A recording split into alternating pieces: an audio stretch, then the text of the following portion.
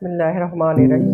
আসসালামু আলাইকুম। কেমন আছেন আমার ভিউয়ার্সরা? আশা করি ভালো আছেন। আমি আলহামদুলিল্লাহ আল্লাহর মেহেরবানিতে ভালো আছি। আজকে আপনাদের জন্য একটা নতুন রেসিপি নিয়ে আসছি, ছানামুখী। আমি আগে 3 লিটার দুধের ছানা করে রেখেছিলাম। এখন সেই ছানাটাকে নিয়ে টুকরা টুকরা করে স্কোয়ার সাইজ চৌকোনা করে কেটে নেব। কেটে নিচ্ছি।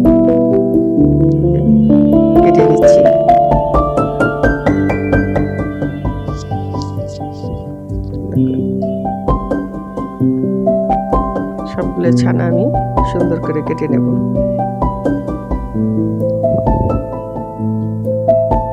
এটা খুব ইজি রেসিপি, কিন্তু খুবই সুস্বাদু। পিওর দুধ দিয়ে সেই ছানাটা তৈরি করা হয়েছে। এগুলো আমি সবগুলি সুন্দর করে কেটে নিচ্ছি।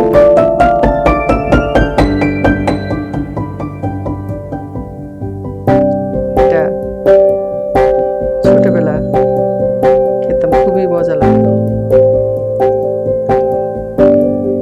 যে প্রথমে আমি চুলাতে একটা ফ্রাই প্যান বসিয়ে দিলাম। বসিয়ে দিয়ে 2 কাপ চিনি দেব আর 1 কাপ পানি দেব। দিয়ে শিরাটাকে জাল দেব আর 2টা এলাচ দিয়ে দিলাম।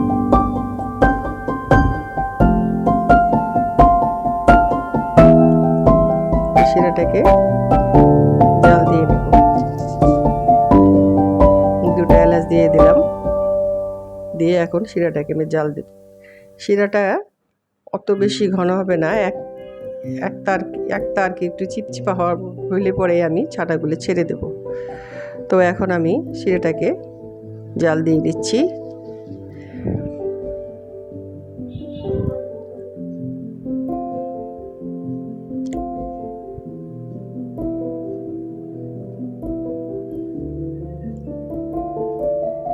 ঘন ঘন নেড়ে আমি শিরাটাকে জাল দিয়ে নিচ্ছি।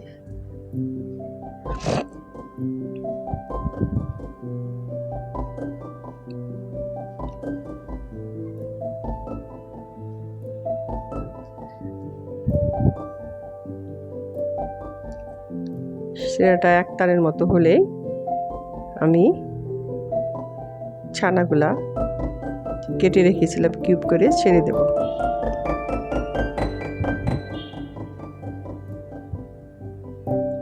প্রায় হয়ে গেছে, এখন আমি ছানাগুলো ছেড়ে দেব।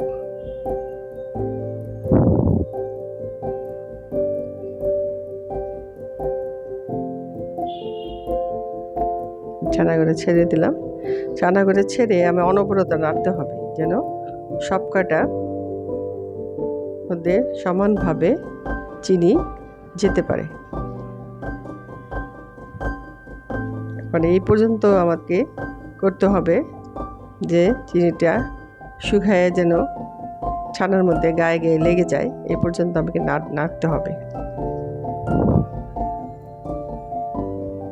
অনবরত নাড়তে হবে যেন প্রত্যেকটা ছানার মধ্যে শিরাগুলো ঢুকে,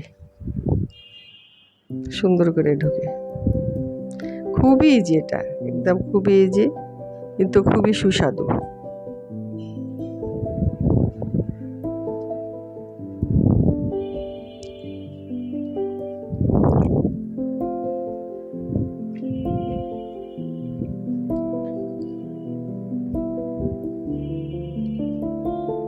আমি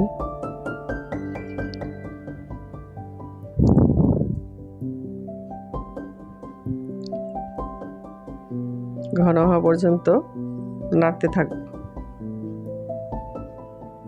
যাতে আলাদা আলাদা থাকে আর শিরাগুলো যেন প্রত্যেকটার মধ্যে যেতে পারে।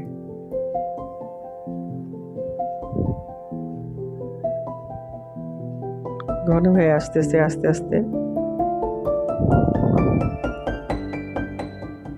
এদের কালারই চেঞ্জ হয়ে যাচ্ছে।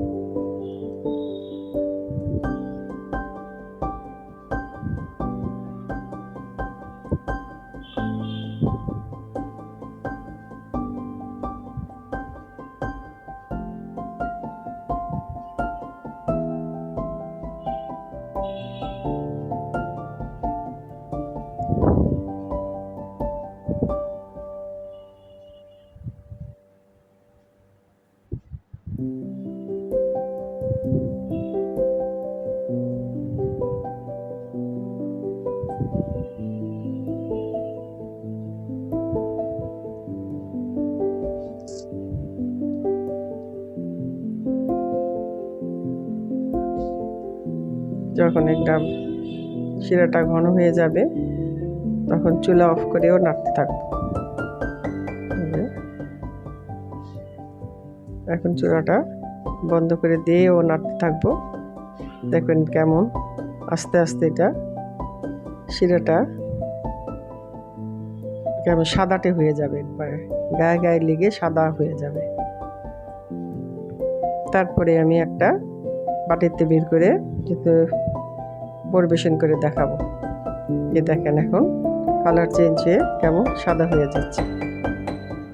আমি কি চুলা এখন বন্ধ করে দিয়েছিলাম, দিয়ে তারপরে নাড়া দিয়ে মাখিয়ে নিতেছি। তারপরে আমি একটা বাটিতে বের করে পরিবেশন করে দেখাবো। আমার ভিডিওটা যদি ভালো লাগে প্লিজ লাইক শেয়ার কমেন্ট করে সাথে থাকবেন। ধন্যবাদ।